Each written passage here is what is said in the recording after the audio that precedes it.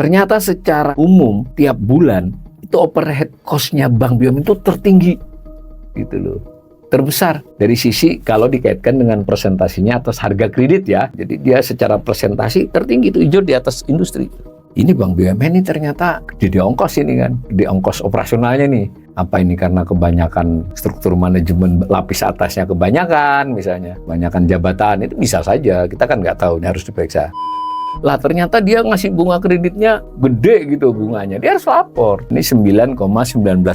Ini para pemirsa saya ini yang pengusaha, silakan ini nanti di komen-komen. Saya tidak tahu ya, kalian dapat bunga kredit berapa? Menurut info rata-ratanya begitu. SBDK-nya 9,13, suku bunga kredit rupiah ya 9,19, berarti premi risikonya kan nggak sampai 1% tuh. Nanti ini kaitannya dengan yield juga. Sekarang bagaimana kawan-kawan perbankan mau menekan harga perolehan dana ya? Kalau yield SBN 6,9, ya orang dibujuk untuk ikut deposito, ya saya mending beli SBN misalnya. Jadi berarti pemerintah bertarung dengan bank untuk memperoleh dana.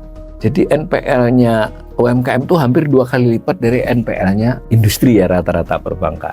Nah, otomatis si bank kan makin ngeri kan mau nyalurkan ke UMKM. Kalaupun dia salurkan dari SBDK tadi, dia kasih premi risiko yang lebih tinggi kalau yang minjemnya UMKM.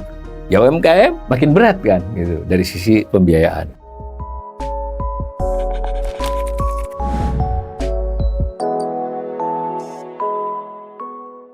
Salam cerdas, Ibu, Bapak, Saudara-saudara yang saya hormati. Asesmen kali ini kita akan menyoroti soal apa yang disebut dengan suku bunga dasar kredit perbankan. Singkatannya SBDK ya, yang dipublikasikan oleh bank. Jadi harus dinyatakan oleh bank sesuai dengan peraturan OJK. Di kanal ini sudah pernah membahas, OJK ini adalah otoritas di salah satu di bidang mikroprudensial atau microbanking. Jadi dia berwenang, bertugas, berfungsi mengatur, mengawasi, dan melindungi terutama dalam aspek konsumen. Produk peraturannya disebut peraturan OJK. Berarti peraturan OJK itu ya, karena OJK ini lembaga independen ya, jadi di bawah undang-undang itu ya, setelah itu POJK. Kalau BI namanya Peraturan Bank Indonesia PBI.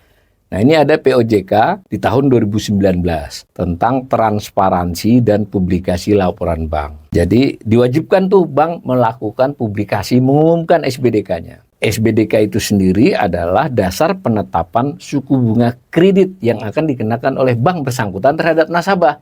Jadi nggak sama ya, kalau yang diterima oleh nasabah atau debitur itu adalah suku bunga kredit namanya. Jadi ini ditambahi dengan premi ya, biasa ya premi ya semacam premi risiko dari sisi bank. Kemudian SBDK itu sendiri diatur lagi oleh POJK, itu harus dinyatakan bank dengan rincian komponennya. Pertama, harga pokok dasar untuk kredit, ada singkatannya HPDK ya, harga pokok dana untuk kredit. Itu ya biaya dana. Jadi bank tersebut kan dananya adalah terutama diperoleh dari simpanan masyarakat, dan dalam beberapa kesempatan tertentu dia juga bisa meminta kredit kepada Bank Indonesia ya, si banknya, tapi terutama sekali adalah dari simpanan masyarakat.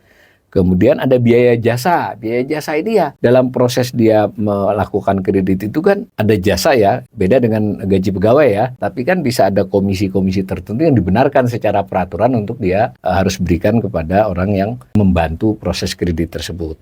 Lalu ada juga biaya regulasi ya. Regulasi itu, administrasi itu apa yang ditetapkan oleh aturan. Kemudian aspek kedua disebut dengan biaya overhead cost, OHC singkatannya, yang terdiri dari biaya tenaga kerja. Nah ini, ya, jadi bank kan punya pegawai, lalu ada biaya pendidikan dan pelatihan pegawainya, lalu ada lead banknya di bank tersebut, biaya kan perlu biaya penelitian pengembangan, lalu ada biaya sewa, dia kan beberapa kantor dan sebagainya kan tidak semuanya punya sendiri, bisa sewa, atau biaya perawatan kantor kalau punya sendiri. Nah yang penting itu ada biaya promosi, jadi biaya promosi dari bank itu termasuk OHC. Kita udah lihat kan, bank-bank banyak menyponsori sepak bola, kan besar tuh itu, atau olahraga tertentu atau kontingen olimpiade tertentu kan dibiayai bank, atau poli, itu OHC masuknya banyak lah. Jadi OHC ini gede ya, biaya pemeliharaan, maksudnya cakupannya gede. Yang ketiga namanya margin keuntungan. Jadi harga pokok dana untuk kredit, harga perolehan dana, lalu overhead cost ditambahkan nih, lalu margin keuntungan. Nah, kira-kira gitu SBDK itu. Dinyatakan dalam persen. Persennya adalah total ini dibandingkan dengan kredit yang diberikan, nilainya, presentasi kan. Jadi kalau misalnya total kredit yang diberikan ya 1 triliun, ya kalau ini berapa persen? 1 triliun itu dia keluar 100 miliar, ya 10% namanya kan. Kadang lebih begitu. Nanti kita lihat. Dan itu wajib dihitung oleh bank dan dinyatakan. Dulu nggak wajib. Sejak ada POJK 2019, itu wajib. Semua harus menyatakan dan lapor. Kemudian Bank Indonesia ini mengolah dari data OJK. Jadi sumbernya OJK. Yang saya ambil ini dari publikasinya Bank Indonesia. Karena OJK agak lebih pelit dari Bank Indonesia ya dalam publikasi-publikasi beginian, atau karena SDM-nya Bank Indonesia bagian yang begini banyak, nggak apa-apa. Yang penting ini saya tidak naruh nih OJK, Bank Indonesia menyebut sumbernya OJK. Bisa dibuat grafik tadi SBDK bank keseluruhan itu, jadi seluruh bank yang diawasi oleh OJK itu berapa SBDK-nya. Jadi ada bank yang sebutlah 9,5, ada yang 9, ada yang 8,5. Nah ini diambillah rata-rata menurut pengumuman BI, tiap bulan ya jadinya ya, 9,13% pada September 2024. Jadi SBDK tambahannya tadi harus dihitung dan disampaikan oleh bank tiap bulan. Kalau tidak salah geser sebulan atau 2 bulan setelahnya. 9,13% dari total kredit jadinya ya. Ini meningkat sedikit dibandingkan Agustus yang 8,79%. Di gambar ini Bank Indonesia sumber datanya OJK, tapi cara menyajikannya Bank Indonesia. Dikaitkan dengan Bank Indonesia dengan BI Rate. Ingat BI Rate kan 6% nih masih di September ini. Sekarang pun masih 6%, tapi karena data hanya sampai September. Sebelumnya 6,25, jadi gambar itu menunjukkan BI Rate. Jadi bagaimana jarak antara BI Rate dengan SBDK.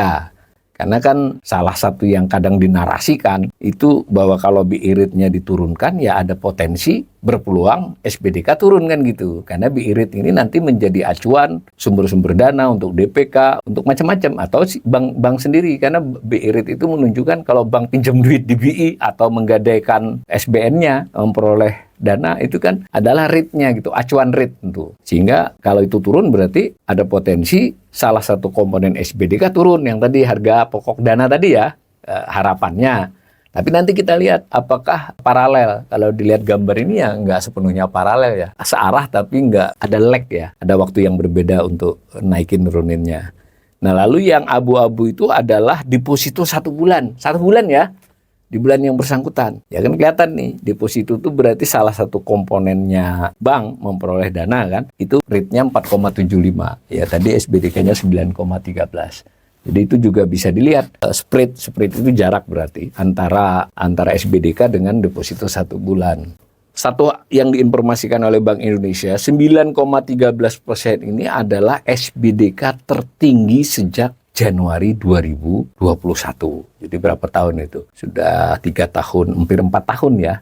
3 tahun 9 bulan. Ini menarik ini. Sementara BI Rate sudah mulai turun, tetapi SBDK-nya masih justru tertinggi ya. Kita lihat bulan depan bagaimana. SBDK yang 9,13% tadi kan rata-rata. Nah kan bank itu dikelompokkan oleh BE dan oleh OJK. Itu ada Bank BUMN Himbara, Bank Pembangunan Daerah BPD, Bank Jawa Barat, Bank DKI, Bank Sumatera Selatan ya, ada BPDDI. Lalu ada kelompok bank umum swasta nasional ya, BCA dan lain-lain itu. BUSN namanya dia. Lalu ada kantor cabang bank asing. Ya, bank asing ada yang beroperasi, KCBA namanya. Jadi ada berapa kelompok? Itu ada 4 kelompok. Rata-rata memang 9,13% SBDK. Ternyata BUMN 9,51%, BPD 8,87%, BUSN 8,81%. Nah, menarik nih, kantor cabang bank asing itu SBDK-nya kecil, 6,80%. Nah, kalau digambar ini yang arsiran itu adalah SBDK, lalu kemudian titik-titik ini adalah BCA, yang merah itu BPD, yang BUMN yang hitam, yang Bank Umum Suatu Negara yang marun apa ungu tuh, ungu. Kita melihat fluktuasinya. Tetapi yang biasanya dianalisis ya tadi, apakah dia sejalan satu dengan yang lain. Tetapi ini juga menunjukkan ada time lag. Jadi masing-masing menaikkan menurunkan itu tidak serta-merta, bisa selisih sebulan ya. Termasuk Bank BUMN yang ternyata SBDK-nya ini 9,51%. Padahal sebulan sebelumnya cuma 8,75%. Jadi dari yang tidak termasuk tertinggi menjadi tertinggi. Nah itu mungkin dia menunda kenaikan SBDK-nya. Itu salah satu analisisnya. Tapi perhatikan sekali lagi bahwa dari sisi Bank BUMN 9,51% suku bunga dasar kredit Bank BUMN itu juga tertinggi sejak Januari 2021. Nah, sementara kalau KCBA itu kan relatif stabil itu di 6,8, 6,7 ya. Nah, begitu juga dengan bank-bank lain bisa dilihat polanya tersebut. Kembali ke yang angka 9,13 tadi. Itu terdiri dari komponen apa saja? Dijumlahkan, namanya harga pokok dana untuk kredit. HPDK ya, jadi biaya dana, terutama sekali biaya untuk memperoleh dana. Itu 3,67%. Lalu yang overhead 3,25 ditambahkan nih. Lalu margin keuntungan itu 2,21%. Nah, totalnya 9,13 tapi rata-ratanya itu. Nah, kalau kita lihat tampak bahwa misal itu harga pokok dana untuk kredit sederhananya itu adalah harga perolehan dana ya. Itu memang mengalami kenaikan sejak Januari 2022 ya. Jadi trennya naik, itu biru. Agak tinggi di kemarin 3,71, September ini menurun 3,67. Karena pada waktu itu salah satu sebabnya adalah turunnya BI rate kan pada bulan September. Apakah ini nanti Oktober dan November yang berjalan ini turun karena BI rate-nya tetap 6? Ya kita belum tahu. Karena ternyata ada faktor lain kan. Nah yang menarik juga adalah overhead cost-nya itu ya relatif stabil sebenarnya. Tapi menaik di bulan September ini, ongkos ya, bisa saja kenaikannya itu, nah ini bisa didetailkan. Mungkin kenaikan yang utama belum tentu gaji kan, bisa saja promosi kan, promosi yang lebih tinggi. Nah margin keuntungan nampaknya bank mencoba menaikkan di bulan September. Tapi kalau kita lihat 2 tahun terakhir, memang bank bertahan di kisaran 2% ya marginnya. Perhatikan dari suku bunga DPK rupiah secara rata-rata, tadi kan yang 1 bulan kan, ini rata-rata, itu 3%. Makanya salah satu komponen dana 3,67 ini termasuk di banyak bank itu menghitungnya adalah terkait dengan suku bunga dana pihak ketiga yang dia terima. Jadi mulai ya ini ke gambar ya.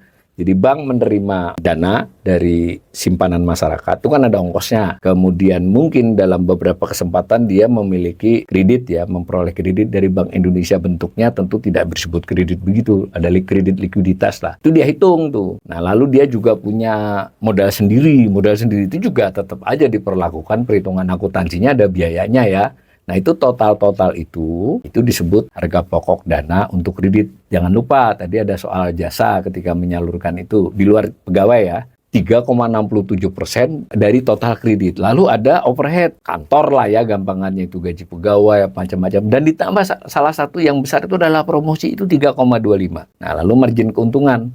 Saya ulangi, bank harus melaporkan. Jadi dia harus menyatakan bulan ini kami menghitung marginnya seperti ini. Udah ketemu nih 9,13 dari SBDK, suku bunga dasar kredit terdiri dari 3 komponen. Nah semacam itu. Nah tetapi kan lain-lain, setiap kelompok bank kan nggak sama tuh nilai total SBDK-nya maupun rinciannya. Nah ini juga merupakan perhatian kita kalau mau menelisik ya. Ini tentu bacanya macam-macam ya. Kalau kita ambil HPDK dulu, harga perolehan dana. Ini menarik, yang paling tinggi memperoleh dana itu adalah Bank Pembangunan Daerah. Jadi Bank Pembangunan Daerah ini, Bank DKI kah, Bank Jabar kah, Bank Sumsel kah, ini harga memperoleh dananya lebih besar daripada kelompok bank yang lain. Dan nampaknya itu adalah pola, karena selalu paling tinggi ya, si BPD. Kalau industri itu maksudnya rata-rata seluruh bank yang arsiran ini. Nah yang di bawahnya lagi itu, ini yang menarik juga, itu justru adalah Bank Umum Swasta Nasional. Nampaknya juga tinggi, 3,72, tapi masih tinggi BPD. Kalau dilihat gambar juga dia selalu di atas industri ya, maksudnya di atas rata-rata. Nah yang bank BUMN itu untuk September ini 3,60, nyaris sama dengan rata-ratanya kan 3,67, Bank BUMN 3,60. Nah tetapi kalau dilihat pola-pola sebelumnya ini Bank BUMN itu sebetulnya HPDK-nya lebih rendah daripada rata-rata industri. Kita tidak tahu nih mengapa di beberapa bulan terakhir ini relatif sama dengan HPDK industri ya keseluruhan. Nah sementara kantor cabang bank asing ini biaya dananya lebih rendah ya, nggak sampai 3%. Ya mungkin salah satu sebabnya dia kuat di modal kan, jadi kan modal sendiri kan dananya. Ini perlu diselidiki lebih jauh. Ini kalimat dari Bank Indonesia ya, keberagaman arah dan besaran perubahan HPDK dipengaruhi kondisi likuiditas dan struktur pendanaan di masing-masing bank, serta kondisi persaingan menghimpun dana. Ini dia harus digarisbawahi. Ini kalimat saya ambil dari dokumennya Bank Indonesia terkait ini ya. Silakan kita kunyah-kunyah itu seperti apa. Komponen keduanya adalah overhead cost. Biaya kantor lah dan operasional ini, pegawai kah, promosi kah, pelatihan kah, semua. Biaya pendidikan, pelatihan, tenaga kerja, biaya sewa, biaya promosi, pemasaran termasuk ya, biaya pemeliharaan dan perbaikan, dan seterusnya. Secara rata-rata 3,25%. Rata-rata itu seluruh bank. Nah, yang paling gede, nah ini memang bukan bagian asesmen ini, tapi nanti suatu saat saya akan mengundang ahli ini untuk podcast tentang hal ini. Ternyata secara umum tiap bulan itu overhead cost-nya Bank BUMN itu tertinggi, gitu loh. Terbesar dari sisi kalau dikaitkan dengan presentasinya atas harga kredit ya. Jadi dia secara presentasi tertinggi itu hijau di atas industri. Ya boleh dong kalau misalnya kita, tentu ini bukan kesimpulan ya, ini untuk menggoda bahwa ini perlu ditelisik. Ini Bank BUMN ini ternyata di ongkos ini kan, di ongkos operasionalnya nih. Jadi kalau HPDK-nya dia kan nggak tertinggi tuh, tapi kalau di ongkos dia tertinggi. Apa ini karena kebanyakan struktur manajemen lapis atasnya kebanyakan, misalnya kebanyakan jabatan, itu bisa saja. Kita kan nggak tahu, ini harus diperiksa. Nah kemudian yang terendah kembali dicatatkan oleh KCBA. Jadi di overhead cost-nya rendah. Overhead cost-nya bank asing, kantor cabang bank asing itu rendah. Menariknya BPD juga cukupan lah, 2,87. Masih lebih rendah dari rata-rata. Begitu juga dengan Bank Umum Swasta Nasional. Jadi yang menggeret angka ke 3,25 itu Bank BUMN. Karena ini rata-rata tertimbang ya, bukan rata-rata dijumlahkan dibagi sejumlah bank, enggak. Rata-rata tertimbang. Nah Bank BUMN ini kan kalau dari sisi aset kan semua bank BUMN totalnya mungkin sekitar 51 atau 52% dari total aset. Jadi lebih dari separuh aset bank itu adalah bank BUMN. Kemudian yang ketiga, komponen ketiga adalah margin keuntungan. Nah, margin keuntungan 2,21% kalau rata-rata keseluruhan bank. Di sini tercatat bahwa ternyata bank BUMN ini juga mengambil marginnya cukup tinggi ya, meskipun tidak yang tertinggi. Ya, mengambil 2,18. Yang tinggi adalah Bank Umum Swasta Nasional yang merah itu ya. Jadi kalau dilihat gambar ini, Bank Umum Swasta Nasional itu di luar Bank BUMN itu memang mengambil margin keuntungan lebih banyak, lebih tinggi dari rata-rata. Sedangkan Bank BUMN ini cenderung di bawah rata-rata margin keuntungannya. Ya, karena tadi OHC-nya gede ya sudah. Jadi kalau OHC-nya gede, di marginnya ini harus dikecilin supaya total SBDK-nya bersaing kan. Nah, yang menarik juga adalah BPD ya. BPD ini sempat di bawah industri marginnya. Tapi belakangan ini BPD marginnya lebih tinggi dari industri-industrinya rata-rata. Nah, ini informasi seperti ini saja mungkin tidak bisa dianalisis disimpulkan cepat ya. Tapi kalau nanti kita memperpanjang tahunnya, apalagi kita nanti menganalisis contoh beberapa bank, untuk awalan kita memulai analisis bagus di sini. Jadi kita bisa melihat kalau misalnya mengefisienkan, karena salah satu yang jadi masalah di Indonesia ini adalah dari awal, dari lama sudah, bahwa harga modal itu terlalu mahal. Jadi buat orang untuk memperoleh kredit itu selalu 2 digit lah. Akhirnya nanti SBDK-nya 9,15, hampir 2 digit nanti atau 2 digit ketika dia berupa suku bunga kredit ya. Paling mendekati 10, mendekati 2 digit, realnya nanti 2 digit. Jadi itu menghambat upaya untuk pertumbuhan ekonomi karena investasi lebih terkendala karena ongkosnya gede gitu. Ini kalau bisa tertekan menjadi di bawah 5% misalnya SBDK ini keren ya. Tapi kita akan melihat bahwa itu adalah sesuatu yang tidak gampang karena mulai diumumkannya mulai Januari, kita belum tahu data-data sebelumnya, harus di riset ya. Sehingga bisa tetap dikaji ya.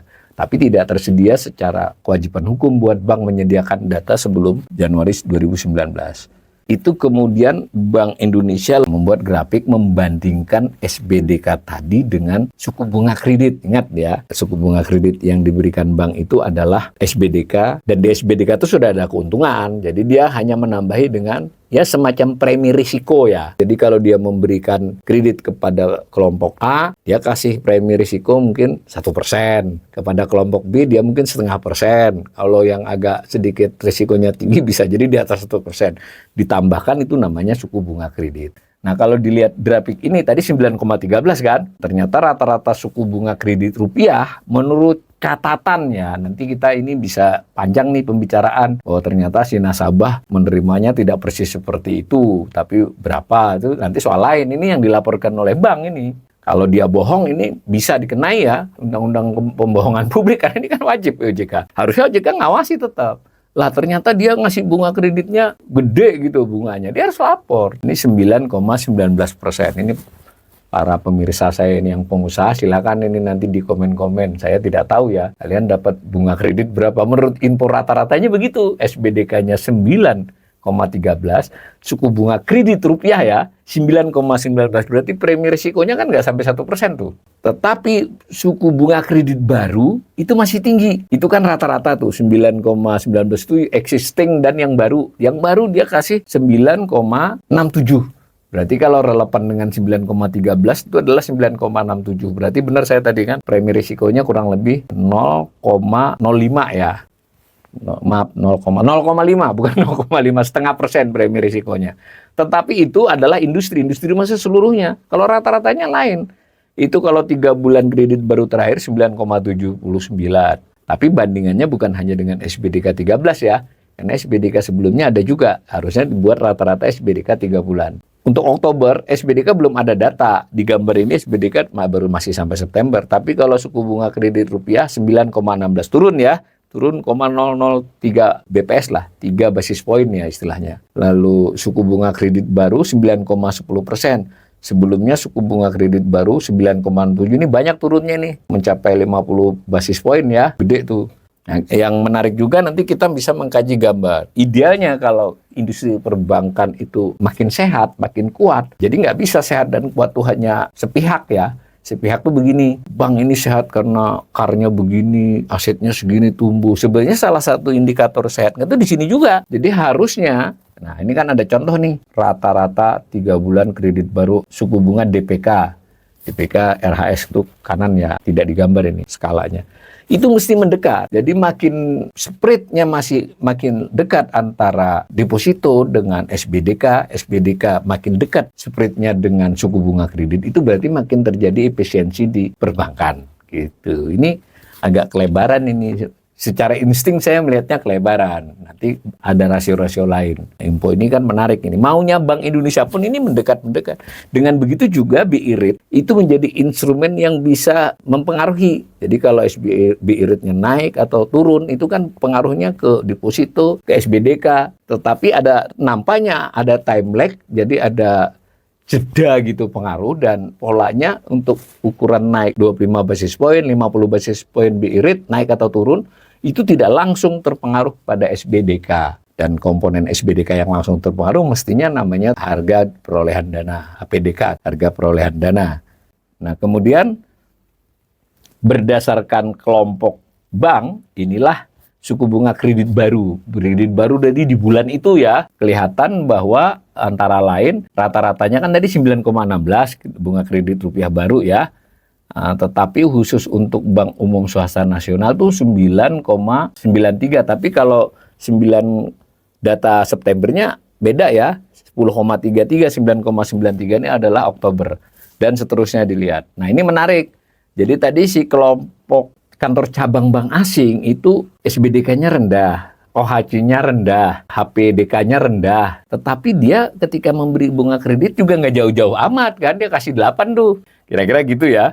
Saya ingin menggarisbawahi adalah Bank BUMN. Sebenarnya pemerintah, Bank Indonesia, OJK, itu memberi kesempatan untuk kalau mau itu, yang lead itu kan Bank BUMN, dia lebih dari separuh kok. Jadi kalau mau mekanisme ini mengarah terencana ya dalam 1 tahun, 3 tahun, 5 tahun, bahkan 10 tahun, menuju kepada suku bunga kredit, ya sebutlah 5% ya. Tentu tidak bisa seketika. Itu harus terjadi efisiensi di bank, harga HPDK-nya, harga perolehan dana dia menurun, ya toh?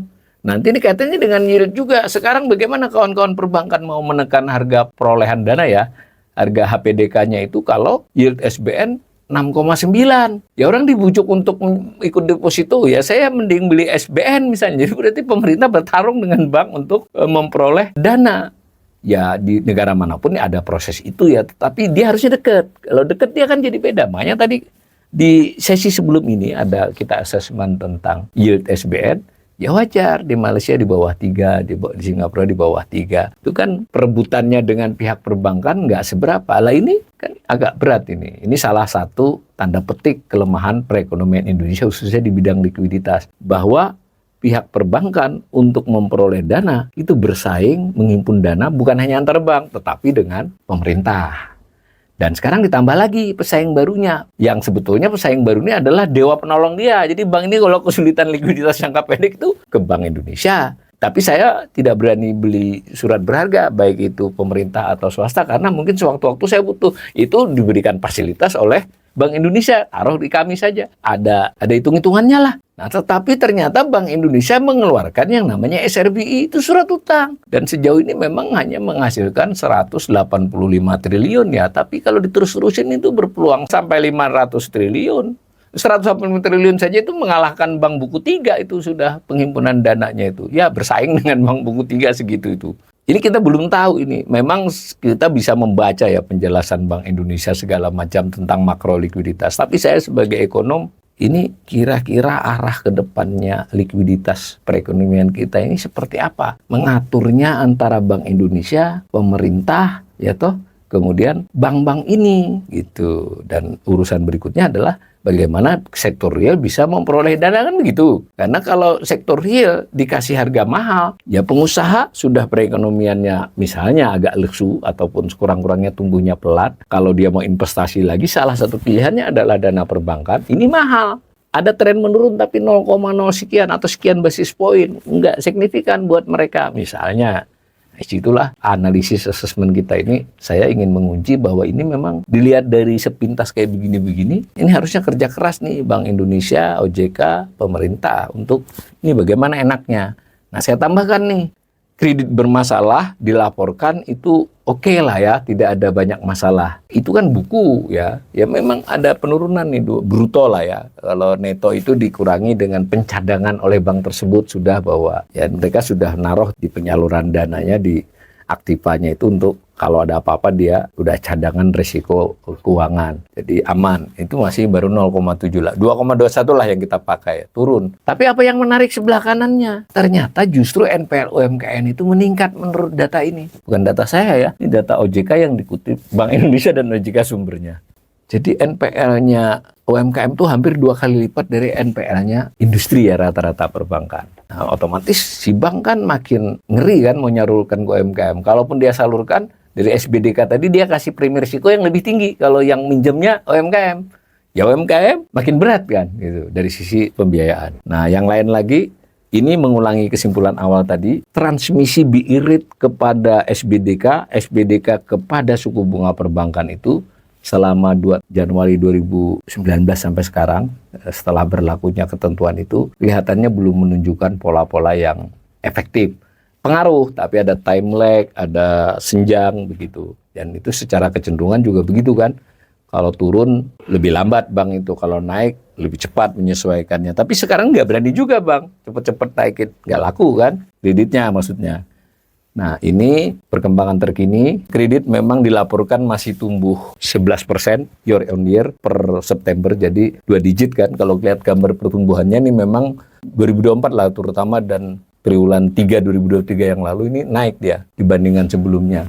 Tetapi dalam hal penghimpunan dana itu melambat. Jadi DPK ini mungkin ada kaitannya dengan penurunan daya beli, penurunan kemampuan menabung masyarakat itu menurun. Memang secara rasio ada yang membaik jadinya, namanya rasio loan to deposit rasio. Ya, tapi membaiknya ini kan menjadi tanda tanya.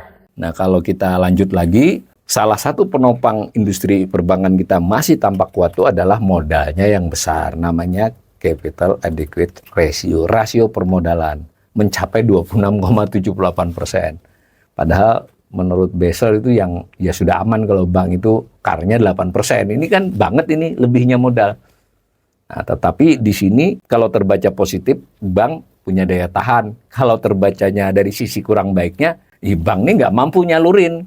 Sebenarnya dia 100% saja LDR-nya nggak ada masalah. Orang duitnya sendiri aja banyak. Karena ngitung LDR itu murni dari simpanan. Kalau seluruhnya disalurkan pun, dengan bank punya 26,70% ini kan sebetulnya nggak ada masalah. Tapi nggak bisa. Dana simpanan saja tidak disalurkan semuanya, lalu CAR-nya tinggi. Maka bank kemudian memilih menyalurkan dana, baik yang dihimpun maupun modal dia sendiri, antara lain kepada surat berharga negara. Ke surat berharga lah, terutama SBN. Juga sebagiannya ke Bank Indonesia. Nanti kalau diterus-terusin nanti nih ya muter gitu. Jadi kalau saya tutup ini bahwa ada masalah dalam likuiditas jadinya ya, bahwa ini duit bisa muter-muter di situ-situ saja.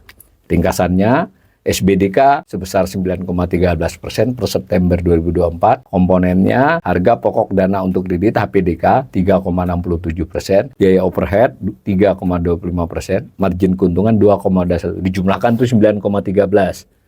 Nah, bunga kredit perbankan sedikit lebih tinggi dari itu. Tadi kalau per September ini 9,67 ya rata-ratanya. Nah, lalu ada 4 kelompok bank, itu SBDK-nya berbeda-beda dengan suku bunga yang juga berbeda-beda. Laju pertumbuhan kredit dari uraian saya tadi tercatat cukup tinggi, tapi penghimpunan dana masyarakat lebih lambat. Jadi LDR meningkat, tetapi disertai catatan KAR yang begitu besar di bank. Pertanda dia berdaya tahan, tapi di satu sisi pertanda bahwa kucuran likuiditas kepada sektor real ya tidak maksimal. Nah, ada catatan kecil-kecil lain, kecil tapi penting. Tadi kelihatan overhead cost Bank BUMN itu ternyata tinggi. HPDK, harga pokok dana, dan OHC, kantor Bank Cabang Asing justru rendah.